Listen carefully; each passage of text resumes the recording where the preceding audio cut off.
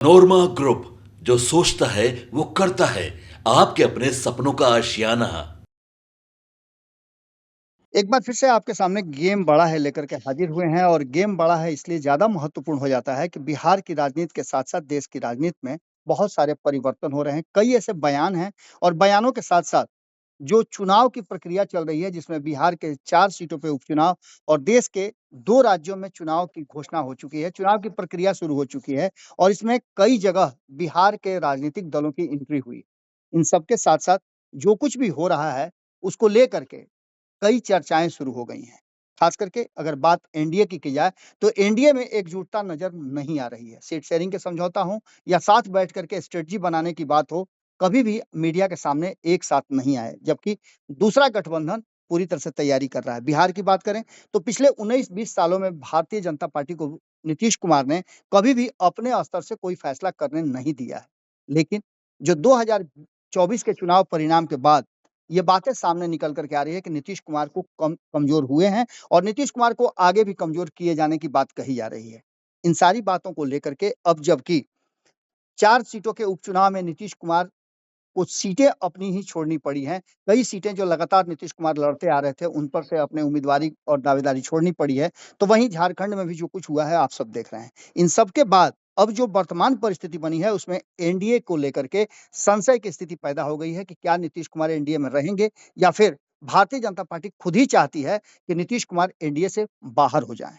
इन सभी विषयों पर बात करने के लिए हमारे साथ नमन जी हैं और नमन जी के साथ हम इस पूरे विषय पर बात के साथ-साथ ये भी जानने की कोशिश करेंगे कि क्या आगे जो 2025 का चुनाव है उसमें नीतीश कुमार और भारतीय जनता पार्टी के बीच में क्या कुछ स्थितियाँ पैदा होंगी? सबसे पहले तो नमन जी, क्या एनडीए का एक्सपायरी डेट लगभग तय होता हुआ नज़र आ रहा है? देखिए, वह कोई कारण नहीं है जिसकी वजह से हम ये कहें कि एनडीए बिहार में वर्तमान स्वरूप से अलग हो जाएगा। जी, लेकिन ऐसे कई बड़े मुद्दे हैं जिनकी वजह से ऐसा लगता है कि नीतीश कुमार शायद इस बार एनडीए छोड़ना ना चाहें। जी, लेकिन इशारे जो हैं वो भाजपा की तरफ से खास तौर पे ऐसे जरूर आ रहे हैं जिसकी वजह से ये लगता है कि नीतीश कुमार को मजबूर कर दिया जाएगा कि वो जी, वर्तमान गठबंधन को छोड़ दें। जी, ये मैं केवल 1-2 घटनाओं की वजह से नहीं बोल रहा हूँ, बल्कि एक लंबी लिस्ट है, जी, एक पैटर्न है जो बार-बार दिख रहा है। जी, मेरी राजनीतिक समझ जो है वो ये कहती है कि नीतीश कुमार इस बार चुनाव तक तो कम से कम बिल्कुल जो वर्तमान एनडीए गठबंधन है वही उसी हिसाब से रहना चाहेंगे। जी, ये एक मजबूत गठबंधन है। जी, लेकिन जो घटनाएं हो रही हैं जी। वो कुछ और इशारा कर रही हैं। नीतीश कुमार कुछ चीजों पर तो कॉम्प्रोमाइज बिल्कुल कर लेते हैं, मतलब नीतीश कुमार के लेकिन राजनीतिक प्रकृति के विपरीत हो रहा है। हाँ, कुछ चीजों पर तो नीतीश कॉम्प्रोमाइज करते रहे हैं, जैसे जी, आइडियोलॉजी से कॉम्प्रोमाइज जी, हमेशा उनका जी, होता रहा जी, है। जी, लेकिन कुछ चीजों पर वो कॉम्प्रोमाइज नहीं करते हैं जी, और मैं बार बार देख रहा हूँ कि उन्हीं चीजों पर नीतीश कुमार को जबरदस्ती कहीं ना कहीं कहा जा सकता है कि दबाव डाला जा रहा है नीतीश कुमार पर। कहीं ना जी, कहीं नीतीश कुमार को असहज किया जा रहा है और इस असहजता को नीतीश कुमार कैसे लेते हैं जी, ये आपने देखा है कालांतर में। जी, जब जी, जब मैंने नीतीश कुमार की असहजता की बात की है तब तब सरकार उन्होंने बदला है जी, और आज देखिए पुनः मुझे असहजता की बात नीतीश कुमार की करनी पड़ रही है। जी, जी, इसका सबसे बड़ा कारण यह है कि गिरिराज सिंह ने जिस तरीके से एक कार्यक्रम जी, अनावश्यक रूप से, ना जी, तो वो राजनीतिक कार्यक्रम कहा जा सकता है, जी, ना वो व्यक्तिगत कार्यक्रम कहा जा सकता है, ना राजनीतिक कार्यक्रम कहा जा सकता है, ना ही जी, उसे एनडीए का कोई साझा कार्यक्रम कहा जा सकता है। जी, जी, वो पूर्णतः लगता है जैसे कि एनडीए में बेचैनी पैदा करने के लिए, नीतीश कुमार को असहज करने के लिए, या बिहार में जी, मतलब जो अब देखिए बिहार में अगर मान लीजिए कि एनडीए की सरकार नहीं आई होती जी, तब गिरिराज सिंह ये सब थेट्रिकलिटी करते हैं, जी, जी, ये सब ड्रामा करते तो शायद अच्छा लगता हुँ, हुँ, और वो हुँ, जायज भी होता, वो जस्टिफाइड भी होता। लेकिन आज सरकार आपकी कंफर्टेबल है, आप केंद्र में भी कंफर्टेबल हैं, बिहार में भी कंफर्टेबल है, नीतीश कुमार आपके साथ हैं, कहीं जी, जाने की कहीं कोई जरूरत भी नहीं दिख रही है। बार बार अपने मुंह से कह रहे हैं कि उनके साथ जाकर गलती हुई है, मैं नहीं के साथ रहूंगा, अब जी, जी, लंबा गठबंधन रहा है, तब ये करने की क्या जरूरत है। जी, निश्चित ही ये हो सकता है कि बिहार की राजनीति में जो भूमिहार राजनीति खासतौर पे है भाजपा की, उसमें जी, उनको अपना कद छोटा नजर आ रहा हो। जी, केंद्रीय मंत्री होते हुए भी उनको लग रहा हो कि बहुत ताकत उनके पास नहीं है, बिहार के लोग कहीं भूल तो नहीं रहे हैं। जी, क्योंकि बिहार में आपको पता है एक डिप्टी सीएम है जो इसी समाज से आते हैं, जी, तो उनके सामने हो सकता है कि उनको कद अपना छोटा लगने लगा हो। जी, जी, नीतीश कुमार के आसपास लगातार दूसरे भूमिहार नेताओं को देखकर हो सकता है कि उनको बेचैनी हो रही हो, जी, हम आकलन ही कर सकते हैं। बिल्कुल, बिल्कुल। लेकिन जो भी कारण रहा हो गिरिराज सिंह के इस कार्यक्रम पर जाने के, जी, एक बात तो तय है कि जो डर था उन्होंने वही किया। जी, अररिया और किशनगंज में गिरिराज सिंह ने जिस तरीके से इस कार्यक्रम की रूपरेखा बनाई और जो हुआ जी, वो कहीं से भी एक्सेप्टेबल नीतीश कुमार के लिए नहीं होगा। और जो रिएक्शंस आए वो वहीं आए, जी, चाहे जमा जी, खान का रिएक्शन दबी जुबान में ही हो, जी, चाहे खालिद जो एमएलसी हैं उनका बयान हो, जी, या पार्टी के अन्य नेताओं का बयान हो। बलियावी तो इस पर लगातार हमला बोल ही रहे हैं। जी, पार्टी के बाकी नेता भी, चाहे नीरज कुमार हो या जो भी हो, वो ये जी, साफ तौर पर कह रहे हैं कि अनावश्यक रूप से ये भाजपा जो काम कर रही है। जी, ये भी कहा जा रहा है, कुछ खबरें मेरे तक आई हैं छनकर, जी, जिसमें ये कहा जा रहा है कि नीतीश कुमार बहुत खुश नहीं है इससे। जी, नीतीश जी, चाहते थे कि भाजपा के लोग गिरिराज सिंह को समझा लें, जी, और अगर गिरिराज सिंह ने मतलब वो कमिट कर ही गए इस कार्यक्रम को, तो वो भी इज्जत से प्रतिष्ठा से धीरे से कार्यक्रम करके निकल जाए। लेकिन हुँ। विवाद तो हो ही गया। बिल्कुल, नमन जी, इसी विवाद की बात अगर करें तो जनता दल यूनाइटेड के लोगों के पास भी इसके लिए कोई उचित शब्द नहीं है जिससे वो डिफेंड कर सकें। भागलपुर की बात आप देख लीजिए, भागलपुर में जिस तरह का हुआ और वहीं से लग रहा था कि हिंदुत्व के नाम से एक जो यात्रा की शुरुआत कर रहे हैं, ये घातक होगा ही होगा और इसके परिणाम निकलेंगे। जो आपने प्रदीप कुमार का भी सुना होगा कि गिरिराज सिंह जी, के साथ-साथ प्रदीप अररिया जी, के जो सांसद है। जी, अररिया के सांसद हैं प्रदीप कुमार, उनकी भी आपने बातें सुनी होगी कि उन्होंने तो साफ कह दिया है कि अगर रहना है तो हिंदू बन के रहना होगा। मैं वही वही सारी बातें बता रहा हूँ। देखिए, जी, जब वो पहुंचे अररिया और किशनगंज, तो जी, ये उम्मीद लगाई गई थी कि कुछ विपरीत हो सकता है। जी। लेकिन जदयू भी ये सोच कर चल रही होगी कि पुरानी बातों से सबक लेंगे, और हुँ, जो हुँ, एक इशारे किए जा रहे हैं चाहे भाजपा के नेताओं द्वारा या जदयू के द्वारा जी, कि गिरिराज सिंह को ऐसा नहीं करना चाहिए, जी, वो इशारे वो शायद समझेंगे, लेकिन उन्होंने समझा नहीं। जी, किशनगंज में जहां उन्होंने मैंने उनके साथ झड़प हो गई, लोकल पुलिस के साथ भी जी, विवाद हुआ, और काफी देर तक एसपी डीएम के साथ विवाद होता रहा। जी, अखंड हनुमान चालीसा का जाप करने लगे वो। जी, जी, जी, जिसके बाद बहुत मुश्किल से उन्हें समझाया गया, कलश यात्रियों को वापस भेजना पड़ा, भीड़ बहुत जुट गई थी। जी, जी, प्रशासन इस बात से डर गया था कि कहीं ऐसा ना हो जाए कि कुछ ऊंच नीच हो जाए। हुँ, हुँ, जो भी हो, ये तो हुआ ही हुआ। जी, अररिया में जी, लोकल सांसद द्वारा दिया गया बयान, गिरिराज सिंह के मंच से उनके साथ खड़े होकर, जी, कहीं ना कहीं और विवाद बढ़ाता है। जी, अररिया सांसद ने तो ये कह दिया बाबा जी, कि अगर आपको अररिया में रहना है तो हिंदू बनना होगा। बिल्कुल, बिल्कुल, जिसके जिसके आधे घंटे बाद जी, उनके काफिले के पास एक व्यक्ति पहुंच जाता है खास समुदाय का, जी, और वो जाकर वो बंदूक लेकर पहुंच जाता है, जी, जिसे पकड़ा जाता है। बाद में फिर पता चलता है कि उससे पूछा जाता है कि भाई आप इसका क्यों कर रहे थे, हुँ, हुँ, तो बोलता है कि वो बोलता है कि जो सांसद है उन्होंने बयान ऐसा दिया है जी, जिसके चलते हम तौहीन महसूस कर रहे हैं, जी, जी, जी, तो हम उसका जवाब देने आए हैं। अब देखिए, अब एक्शन रिएक्शन शुरू हो जाता है इस बिल्कुल, तरह से। बिल्कुल, बिल्कुल, बिल्कुल, अब अगर मान लीजिए ये विवाद अगर बढ़ता, तो निश्चित ही, हालांकि जदयू ने बहुत हद तक कोशिश करके रोक लिया इसे, जी, लेकिन जी, ये विवाद बढ़ता थोड़ा भी और, जी, तो निश्चित है कि कल के कल बिहार में एक फिर सियासी उन्माद जो सांप्रदायिक रंग ले लेता, जी, शुरू हो जाता।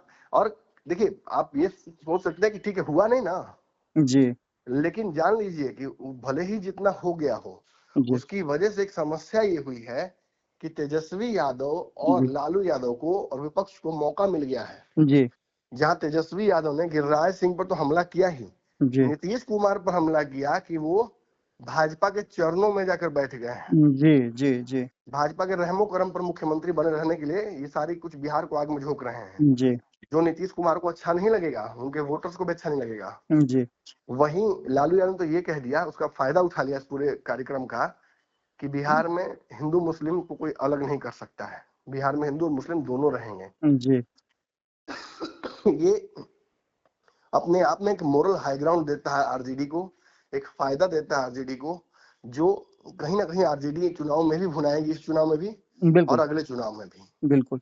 नमन जी, आखिर इस न इस इस कार्यक्रम का फायदा क्या होना है गिरिराज सिंह के कार्यक्रम का, ये तो भाजपा और गिरिराज सिंह ही बता सकते हैं। नमन जी, कहीं ऐसा तो नहीं कि आपको याद होगा कि 2022 में जब नीतीश कुमार अलग होते हैं एनडीए गठबंधन से, इंडिया गठबंधन की तरफ जाते हैं, तो अचानक से दबाव बिहार पर पड़ जाता है अमित शाह का, और वो सीमांचल से की यात्रा की शुरुआत करते हैं, जहां परिसीमन की बात होने लगती है, बहुत सारी बातें होने लगती है।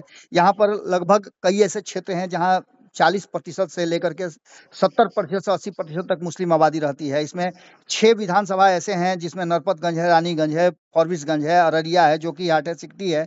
इन सब पर मुस्लिम जो विधायक हैं उनका कब्जा है, या फिर अलग-अलग दलों का कब्जा है। क्या भारतीय जनता पार्टी एक बार बिहार में नीतीश कुमार को इतना कमजोर समझने लगी है कि वो अपने हिसाब से अपने जो आइडियोलॉजी है, जिसको ठंडे बस्ते में डाल दिया गया था हिंदुत्व वाला, उसको लेकर के आगे बढ़ना चाहती है 2025 के चुनाव में?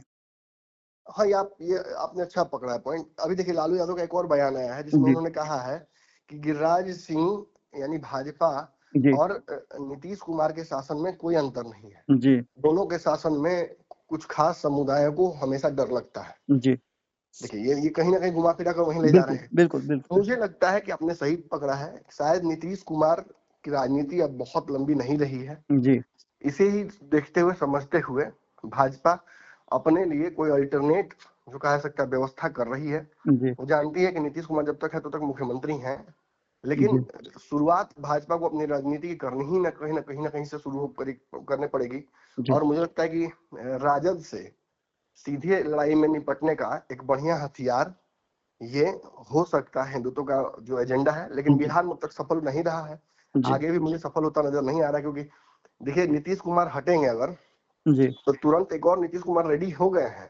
जी। चिराग पासवान को इग्नोर करना संभव नहीं है। जी, जी, मैं वही और सवाल भी चिराग पूछना चाह पासवान रहा था। जहाँ एक प्रैक्टिसनिंग सनातनी दलित हैं, जी, हिंदू हैं, जी, वहीं वो इस बात से बिल्कुल मतलब ऐतराज करते हैं जी, कि कोई धर्म और जाति के आधार पर भेदभाव हो। जी। वो इस गिरिराज सिंह के कार्यक्रम पर आपने देखा कि लोजपा ने भी हमला किया है। जी, नीतीश कुमार भले दबी जुबान में भारतीय जनता पार्टी की आइडियोलॉजियों का विरोध करते हों, लेकिन उन्होंने तो खुल करके विरोध किया था, बिल्कुल। जो कॉलेजियम सिस्टम और अन्य जो कोटा के अंदर अरे, कोटा की बात इस थी। मुद्दे पर भी उनके जो सांसद हैं, जीजा है उनके, जी, अरुण भारती, उन्होंने साफ तौर पर हमला किया गिरिराज सिंह पर। ऐसी जी, कोई किसी कार्यक्रम की कोई आवश्यकता नहीं है। जी, जी, केंद्रीय जी, मंत्री बिहार में अपने माने केंद्रीय मंत्री अपने विभाग के काम कम देखते हैं। जी, बिहार के लिए आज तक क्या किया, ये अलग बात है। और वो लगे हुए हैं इस तरह के कार्यक्रमों में। जी, ये कुछ और साबित करता है, निश्चित ही ये साबित करता है कि भाजपा चाहती है कि अंदर अंदर बिहार अशांत रहे। जी, और भाजपा नहीं भी चाहती हो तो कम से कम गिरिराज सिंह का तो मकसद यही है। और गिरिराज सिंह के साथ जब लोकल सांसद खड़े हो जाते हैं, जी, तो ये सवाल भी खड़ा होता है, हमें इस पहलू पर भी सोचना चाहिए बाबा, जी, कि कहीं ऐसा तो नहीं कि भाजपा में भी दो फाड़ हो चुका है। एक भाजपा अलग जो नीतीश कुमार से इतर काम करना चाहती है, जी, नीतीश कुमार के बियॉन्ड देख रही है, और जी। एक भाजपा जो बार बार नीतीश को बैसाखी बनाकर बिहार में सत्ता में आना चाहती है। नमन जी, हमारे भोजपुरी में एक बात कही जाती है, अंधर चटकी एक शब्द है, जिसमें हम्म आप आंख बंद करके टपली मारते हैं। कहीं हम्म ऐसा तो नहीं कि भारतीय जनता पार्टी दो खेमे में बट करके नीतीश कुमार को, जहां सरकार में बिहार में है, वहां के लोग जो हैं, बिहार के लोग हैं, वो उनको पैम्परिंग कर रहे हैं, और केंद्र की राजनीति कुछ अलग चल रही है? इतना कमजोर नीतीश कुमार नहीं है बाबा। ये जो जी, डबल खेल है ना, भाजपा खेलना पहले भी कोशिश कर चुकी है। जी, जी, 2022 में इसका सबक मिल गया था। जी। अब ऐसी गलती मुझे नहीं लगता कि भाजपा करेगी। नहीं, एक तरफ आप बहुत ये मुश्किल से बात कह नीतीश रहे हैं। वापस आए हैं।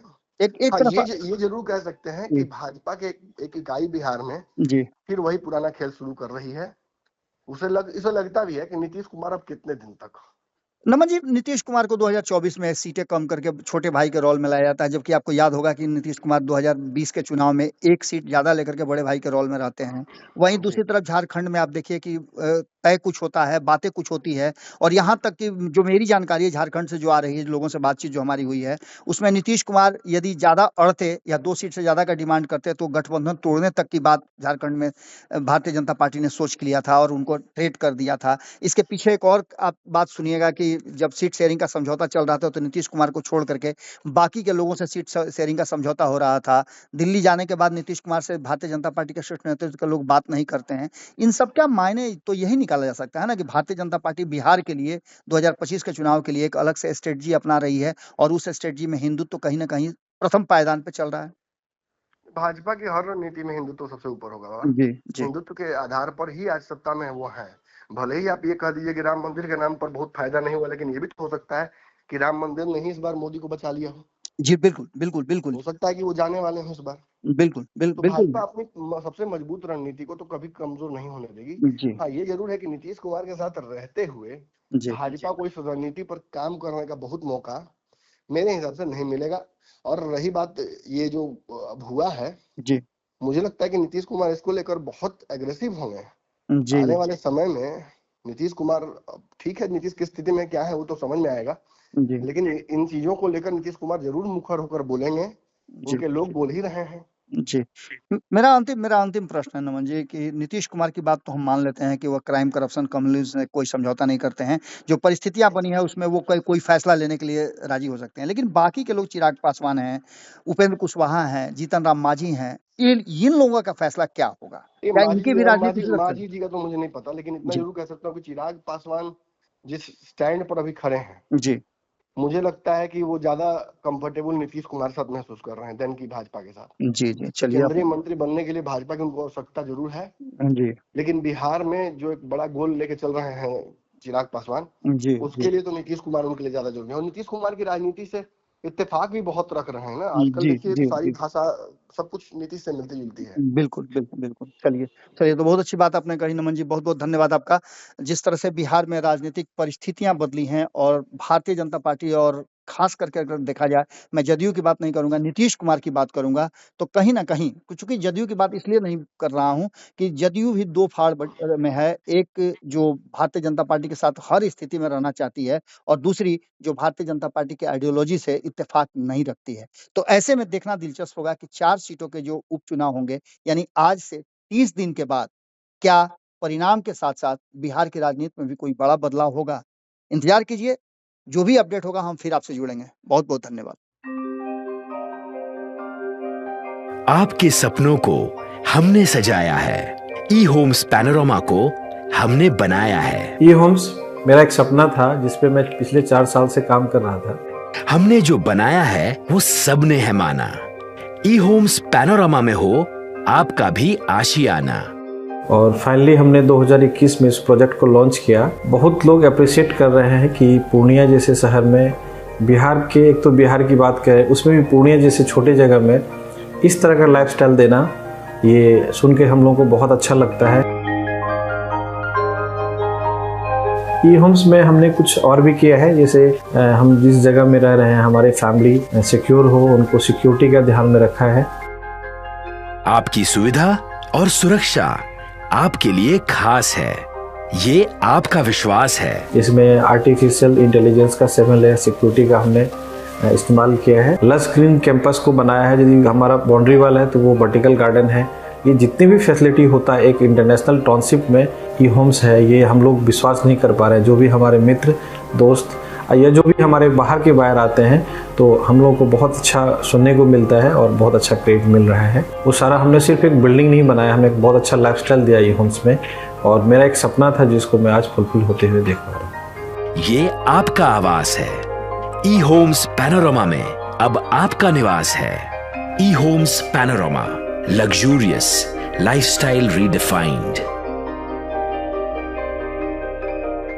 पनोरमा ग्रुप, जो सोचता है वो करता है। अगर ये वीडियो पसंद आई और वह बिहार के राजनीति और बिहारियत से सरोकार रखेनी तो सब्सक्राइब बटन दबा के चैनल के सब्सक्राइब कर ली। ओजे एगो घंटी बा, ओकरा बटन दबा देला से कुल सटीक और मारक खबर रुआ मुफ्त में मिल जाई। अगर रुआ पत्रकारिता के हमनी के नया प्रयोग में सहयोग कर चाहतानी तो ज्वाइन बटन दबा दी। पेटीएम नंबर नोट कर ली 9386 816 700। धन्यवाद।